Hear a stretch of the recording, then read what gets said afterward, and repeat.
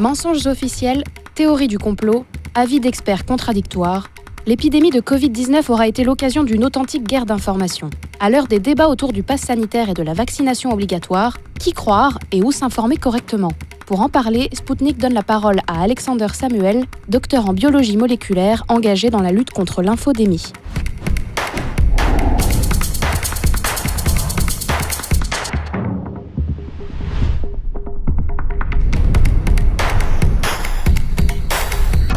Bonjour Alexander Samuel, merci d'avoir accepté notre invitation.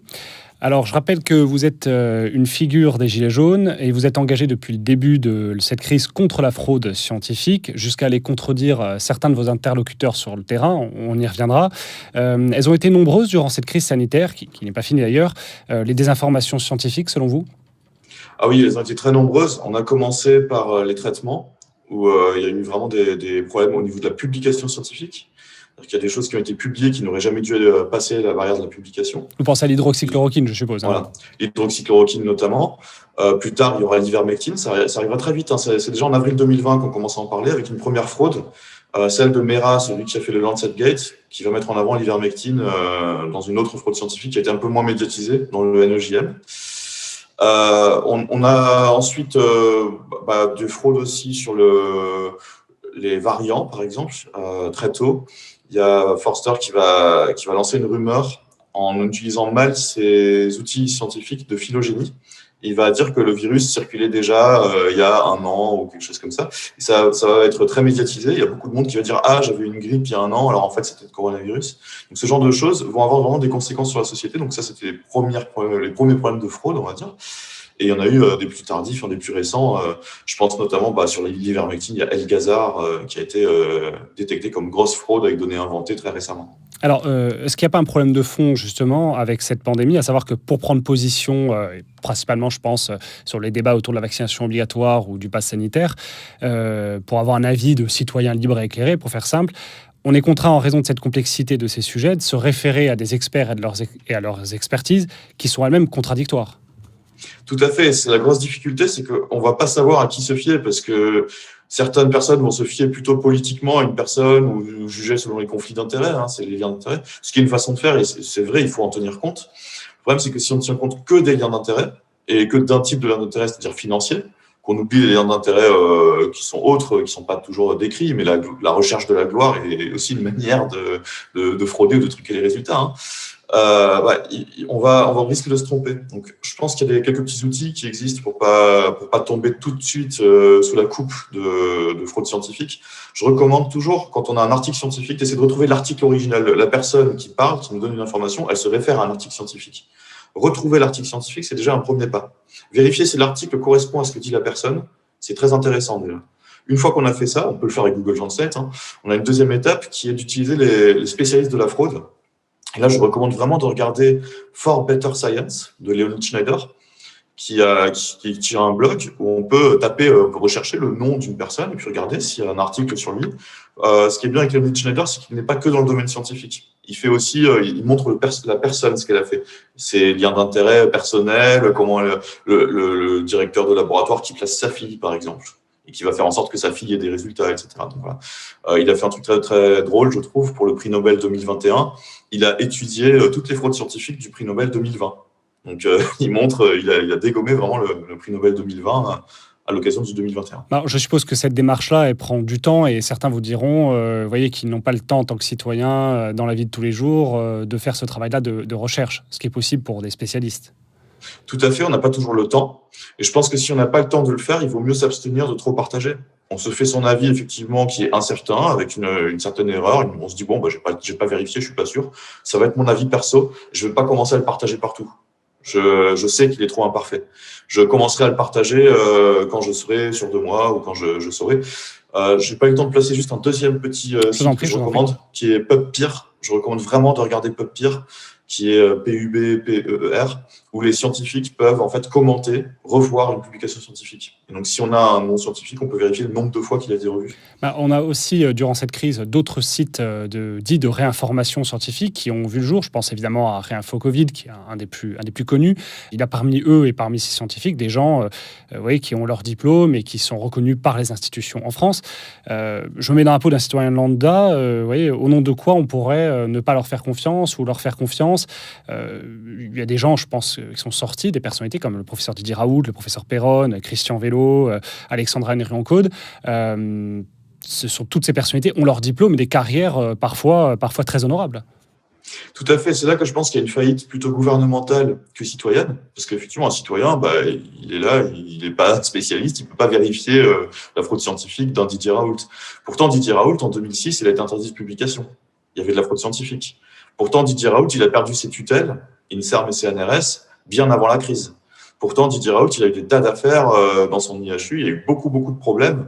Et c'est limite un secret de polichinelle. Le nombre de scientifiques qui me parlent des problèmes dans ces publications sur la fièvre Q, etc., est assez impressionnant. Donc, on avait déjà des tas de signaux sur Didier Raoult avant. Et la façon dont il publie dans le monde scientifique est assez particulière. Dans le monde scientifique, quand on publie dans un journal scientifique, on va chercher à soumettre son travail finalement à des gens qui vont le relire. Chez Didier Raoult, ça se passe pas comme ça. Il contrôle des journaux scientifiques. Ses collaborateurs sont éditeurs de journaux scientifiques et il va publier en 24 heures, ce qui ne se fait pas. Normalement, on publie en 2 mois ou en 3 mois. Là, c'est relu pendant 2 mois pour vérifier s'il y a des problèmes. Là, non, en moyenne, chez Raoult, ça peut durer 3 jours. Et par exemple, on a repéré que sur un journal qu'il contrôle, il y a plus de 30% des publications qui sont Didier Raoult. Dans un journal scientifique, c'est très rare qu'un seul auteur se retrouve dans 30% des publications. C'est unique au monde, en fait. Et donc, ce dysfonctionnement, il était déjà repéré, il était connu. Et là, les instances spécialisées dans la fraude n'ont pas réagi. Oui, alors selon vous, les autorités scientifiques ont failli à leur régulation, justement, à ce travail de régulation. Vous citez à plusieurs reprises, vous avez déjà cité l'affaire Perroche, l'affaire Voynet. Exactement. Et ça, c'est pas quelque chose qui a créé une défiance dans le public, évidemment, parce que personne n'a entendu parler de Perroche et de Voynet. Par contre, c'est des affaires gravissimes. On a le directeur le directeur du CNRS, qui va se retrouver avec des copier-coller dans ses publis, des choses un peu bizarres. Et puis, on va dire, tiens, il y a un souci là. Et on a une ministre de la Recherche qui elle-même a des copier-coller dans ses publis et qui va intervenir pour demander une clémence, pour pas qu'on renvoie cette personne. Bon, elle va perdre son statut de président du CNRS, mais on va quand même faire en sorte qu'elle soit pas trop embêtée au niveau de son poste, de son statut. C'est là que je me dis, quelqu'un une caissière qui vole dans la caisse, il y aura pas quelqu'un qui va intervenir pour pas qu'elle se fasse virer, elle se fait virer tout de suite, hein, il y a pas de discussion. Et là, on a ce problème-là de la fraude scientifique qui a été beaucoup trop tolérée, qui a été presque encouragée, parce que finalement, pas vu, pas pris. C'est l'exemple de Olivier Voynet qui a reçu un prix très prestigieux. C'est pas un prix Nobel, mais c'est un prix d'une société savante très importante, la médaille d'or de l'ENBO. Et les argumentaires qui circulaient pour dire non, mais il faut surtout pas le virer, c'est le prix de la médaille d'or de l'ENBO est française grâce à lui. Si jamais on commence à balancer tout ce qu'il a fait, etc., on va perdre la médaille d'or de l'ENBO. Donc c'est vraiment quelque chose que je trouve inadmissible en soi, mais qui est préexistant. Et cet état de fait a permis à des Perron, qui dysfonctionnaient depuis longtemps sur la maladie de Lyme, à des Raoult qui dysfonctionnaient depuis longtemps sur ces publications scientifiques, d'avoir un statut. Je rappelle également que Henry-Encaude, pendant qu'elle faisait n'importe quoi au moment de la manif pour tous, je dis pas que... alors ça, c'est idéologique et politique, la manif pour tous. Je ne vais pas critiquer la manif pour tous en tant que telle. Par contre, scientifiquement, là, elle disait n'importe quoi pour soutenir la manif pour tous. Elle instrumentalisait la science pour dire n'importe quoi. Ça, c'est problématique. Et pourtant, peu avant, elle avait reçu un prix de Colin Powell, des mains de Colin Powell, quoi. Alors, du coup, il faut se dire quoi? Que tout est pourri dans le milieu de la science et qu'on peut se référer à plus personne, en gros ou... Alors, c'est très violent d'en arriver là parce qu'en fait, il y a beaucoup de chercheurs qui sont pas médiatisés, qui sont pas visibles et qui font un travail excellent à leur paillasse, qui sont sérieux et qui trichent pas, quoi. Mais ils sont dans les journaux, ils sont publiés dans les journaux scientifiques et ils restent dans le domaine des journaux scientifiques et ils n'ont pas accès au grand public, ils sont pas visibilisés. Donc, je pense que oui, il faut partir du principe que tout peut être pourri. Il faut pas dire que tout est pourri, mais que tout peut être pourri. Donc, il n'y a pas de consensus scientifique international là, auquel on peut se référer, par exemple? Il y a un consensus international auquel on peut se référer. Le problème, c'est qu'il n'est pas toujours visible. C'est-à-dire que la presse n'est pas capable toujours de faire un gros discernement. Elle va aller vers la personne qui parle le plus, qui se montre le plus et qui a un grand statut. Et donc, du coup, c'est ce qui m'est arrivé avec les gaz lacrymogènes. Hein. Moi, j'ai aucun statut. Je suis quelqu'un qui est petit, un prof de maths. J'ai quitté la recherche tellement j'en avais marre de la fraude. Vous êtes docteur en biologie moléculaire, hein, je précise. Hein. Voilà. J'ai un doctorat en biologie moléculaire et puis j'ai quitté la recherche tellement j'en avais assez de la fraude scientifique. Et ce que j'ai fait, c'est que j'ai regardé la littérature scientifique et regardé ce qui se passait avec les gaz lacrymogènes. Et j'ai vu qu'il y avait un problème de santé publique parce qu'il était métabolisé en cyanure. C'était connu. Le problème, c'est que les journalistes, ils ont interviewé un directeur de centre antipoison qui, lui, connaît plein de molécules et qui connaît mieux que moi sur la toxicologie, il n'y a aucun souci. Le problème, c'est qu'il n'a pas regardé la littérature scientifique précise de ce gaz lacrymogène. Il a répondu du tac au tac aux journalistes, du cyanure dans les lacrymos, c'est n'importe quoi. Et donc, du coup, le journaliste, il a soit un prof de maths rigolo comme moi, soit un directeur de centre antipoison. Il va suivre le directeur de centre antipoison, évidemment. Et donc, c'est ça le problème. Ouais. Est-ce qu'il n'y a pas aussi un problème, c'est-à-dire il y a une perte de confiance des gouvernants actuels qui eux-mêmes s'appuient du coup sur certaines autorités scientifiques et de certaine manière les entachent de leur impopularité et de leur défiance au sein de l'opinion, oui. Ça a énormément joué et je pense que l'idée de faire un conseil scientifique d'Emmanuel Macron, plutôt que de laisser peut-être la science même s'auto-organiser ou de lui laisser une plus grande indépendance, de ne pas se mêler du conseil scientifique en quelque sorte, ça aurait été beaucoup plus pertinent parce que là, le fait de désigner un conseil scientifique, c'est finalement de désigner les proches de Macron, l'équipe Macron. Et finalement, tout le monde déteste ce conseil scientifique en quelque sorte quand il déteste le gouvernement. Et ça, c'est très problématique parce que il y a beaucoup de monde qui commence à combattre les faits scientifiques. Le conseil scientifique est constitué de personnes qui ont des liens d'intérêt, c'est vrai, ça a été montré, mais qui sont quand même compétentes scientifiquement et qui ne vont pas raconter que des bêtises. Ils prennent quand même les faits scientifiques. Ils disent, tiens, il y a cette publication-là qui dit ça. Et plutôt que de dire, vous interprétez mal cette publication, on n'est pas d'accord avec ceci ou cela, beaucoup de monde s'est mis à dire, les faits sont faux, on n'est pas d'accord avec les faits. Et ça, c'est problématique. Oui, d'ailleurs, est-ce qu'il n'y a pas une sorte de relativisme ambiant qui est propre à l'époque si on utilisait les grands mots, on pourrait parler de post-vérité, le règne de la post-vérité, c'est-à-dire à savoir que tout se vaut, quoi. C'est ça qui m'inquiète, c'est qu'il y a une espèce de tout se vaut qui est en train de s'installer.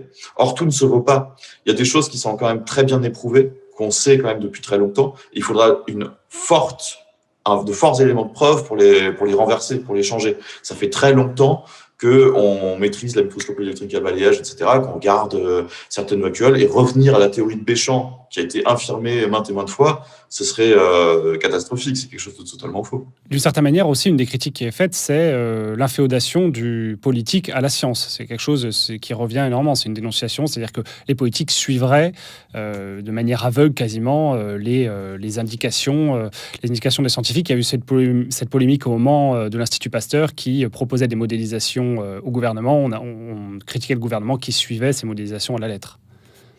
Oui, je comprends tout à fait ce point de vue. Je pense qu'il faut réaliser que par rapport à une donnée, à un fait scientifique, on peut réagir de plein de façons différentes. On n'est pas obligé d'avoir une seule réaction. Effectivement, parfois les données incitent à réagir d'une certaine façon. On a l'impression que il faut vraiment faire ça parce que les données l'indiquent. Dans ce cas-là, on est inféodé, mais c'est pas à la science qu'on est inféodé. C'est au fait, à ce qui nous entoure, à ce qui nous arrive qu'on est inféodé. Par contre, parfois, les faits scientifiques qui sont mis sur la table permettent différentes interprétations et permettent différentes réactions. On peut choisir ce qui marche le mieux. Je pense par exemple à la vaccination, typiquement. Le fait qui est clair et net et sans appel, c'est que plus on sera vacciné, moins il y aura de problèmes avec le variant Delta qui va nous tomber dessus. Même si l'efficacité est réduite, etc., le vaccin va nous protéger dans une certaine mesure. Maintenant, la question, c'est quelle stratégie adopter pour que le plus grand nombre se vaccine.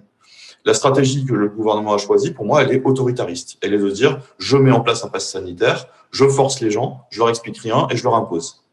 À mon sens, c'est pas la meilleure stratégie. Là, justement, on a des dissensions politiques sur lesquelles on peut débattre. À mon sens, il y a beaucoup plus intelligent à faire et notamment convaincre les gens, parce que si on force les gens, on va créer une défiance et sur le long terme, ils vont plus vouloir se vacciner, quoi. Alors justement, vous avez évoqué le pass sanitaire. J'aimerais mentionner votre combat politique, puisque vous êtes un ancien gilet jaune, je l'ai dit. Comment on peut aujourd'hui défendre la vaccination sans être accusé de faire le jeu du gouvernement, c'est-à-dire tout en restant dans l'opposition politique? C'est une position un peu acrobatique, je suppose. Tout à fait. Alors, je suis pas vraiment ancien gilet jaune. Je porte encore le gilet jaune en manifestation, ça m'arrive. Oui, effectivement, c'est extrêmement acrobatique comme position parce que, au sein des gilets jaunes, beaucoup de monde a suivi Didier Raoult, a suivi certains autres messages, et c'est compréhensible parce que c'est des personnes qui avaient un statut. Et on m'accuse parfois d'être à la botte du gouvernement parce que je dis non, là, les faits scientifiques, c'est comme ça et comme ça. Pourtant, je suis le premier critique du gouvernement. J'ai aussi beaucoup de problèmes avec le gouvernement, on va dire. Notamment au niveau de Frédérique Vidal, la ministre de la Recherche, qui est très très peu attaquée finalement, qui s'en sort très bien, parce que c'est Olivier Véran qui prend tout. Et moi, je trouve qu'on n'attaque pas assez la ministre de la Recherche, qui pour moi a aussi pas du tout agi durant la pandémie, alors qu'elle aurait dû jouer un rôle. Et donc, on a vraiment une difficulté à savoir qui est dans quel camp, etc. Quand tout un camp a une sorte d'idéologie foireuse, finalement, parce qu'elle croit en des choses qui sont fausses, et que quelqu'un qui dit « Non, mais attendez, vous ne parviendrez pas à combattre le gouvernement si vous n'utilisez pas les faits. Vous allez vous décrédibiliser, vous n'allez pas fonctionner correctement. » Et ce message-là, il a du mal à passer un petit peu parce que, évidemment, les faits sont ceux qui sont parfois cités par le conseil scientifique, pas toujours. Ils n'ont pas toujours raison. Je me suis beaucoup battu contre le gouvernement sur les écoles, par exemple. C'est-à-dire qu'on disait que les enfants ne transmettaient pas le virus à une époque.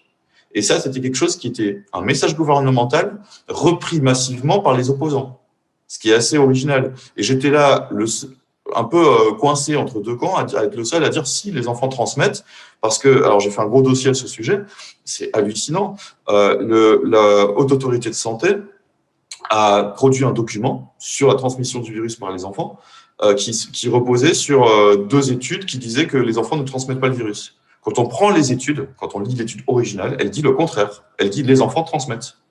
Donc quand on cite un document, les enfants ne transmettent pas le virus, citation tel document, que je prends le document et qui dit le contraire, il y a vraiment un dysfonctionnement grave aussi au niveau de l'autorité de santé, quoi. Merci Alexander Samuel. Alors pour les personnes qui souhaiteraient en savoir plus sur votre travail, je les invite à jeter un coup d'œil sur votre site internet rechercheindépendante.blogspot.com. Merci à tous de nous avoir suivis. Je vous invite à aimer, commenter, partager cette vidéo et évidemment à vous abonner à notre chaîne. À bientôt.